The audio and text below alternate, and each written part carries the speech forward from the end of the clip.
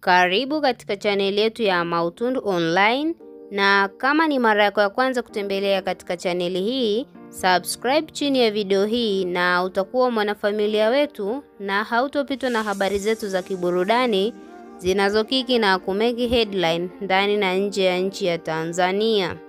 Baada ya mwanadada Hamisa Mobeto kufika ukweni, aliweza kupokelewa vizuri na mama mkwe wake ambaye ni mama wa Azizi Ki, na vile vile waliweza kushare furaha yao kwa pamoja, maana ilikuwa ni muda mrefu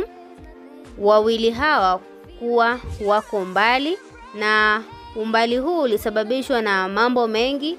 na kazi ya mtoto wake ambaye ni Stefan Azizi Ki. Mama mzazi wa Azizi Ki alivyosikia kwamba Hamisa Mobeto ambao ni mkwe wake yuko safarini na anafika huko Mexico ambako aliko Azizi Ki,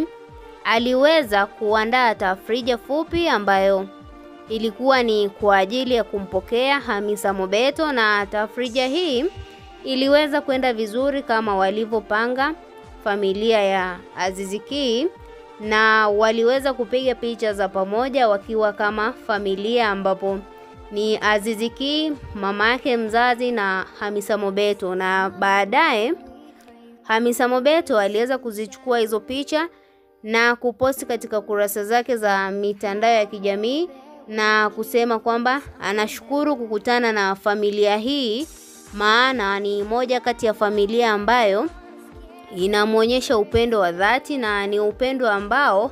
unatoka rohoni na sio upendo wa kinafiki. Na mwanadada Hamisa Mobeto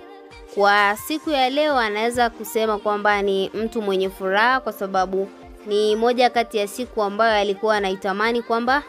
aweze kukutana na mpenzi wake na hata kuonana na familia ya Azizi Ki. Tunaweza kusema Hamisa Mobeto ameweza kuwanyamazisha wale wote waliokuwa wakimsema vibaya katika mitandao ya kijamii kwamba Azizi Ki kuondoka kwake ndo mwisho wa ndoa yao, yani Hamisa pamoja na Stefan Azizi Ki ndoa yao imeweza kuishia hapa Dar es Salaam, na ameweza kuwajibu hao mashabiki kwa kuwaonyesha picha ya pamoja ikiwa na familia yake ambao ni kwa wakwe zake. Tuachie maoni yako ndani ya comment section, na vile vile usisahau kusubscribe, kulike na kuturn on notification.